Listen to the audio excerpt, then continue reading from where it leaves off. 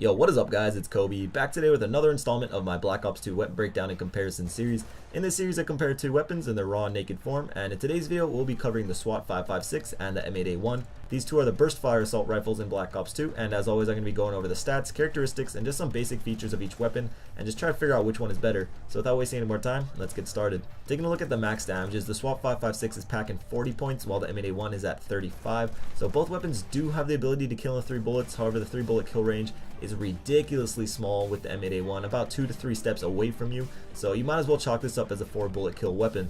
Now taking a look at the long range damage of the SWAT, this is where it gets kind of confusing. After the patch, the SWAT was supposed to take up to 6 shots to kill at long ranges, which means it would have to have at the most 19 points of damage long range.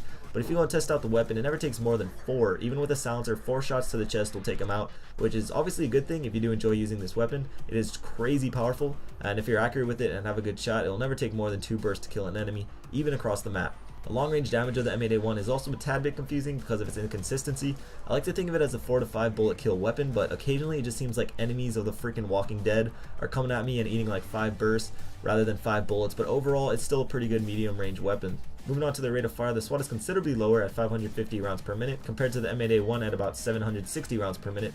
And the difference in RPMs between these two weapons are due to 1, the difference in burst. The M8A1 fires 4 bullet bursts while the SWAT shoots 3, and 2, the burst delay, which is the time between the bursts. If you've used these weapons, I'm sure you notice how the SWAT fires somewhat like the M16s in the past. While it is a lot easier to spam bullets with the M8, sort of like the Chickum, but just not quite as fast. For their magazines, the M8A1 has more bullets per clip, but the SWAT has more bursts per clip. It has 10 bursts in a standard clip and 13 in extended, while the M8A1 has 8 4-round burst clips and 10.5 with extended, which is pretty weird. I'm not sure why they didn't make it full 11 bursts and just left it with 2 extra bullets. I don't know, I thought that was pretty strange. The reload time is also in favor of the SWAT, but just by a little. However, it is worth noting that it is a lot easier to reload cancel with the SWAT, and when done correctly you can lower it down to like a little over a second, which is crazy fast to reload a weapon. For recoil patterns, these really aren't important at all. They're burst fire, so there's basically 0 recoil, and the hip fire spreads are fairly normal. So when it comes down to it, with these weapons, it all comes down to personal ability and personal preference. If you don't have a good shot, I would not recommend either of these weapons,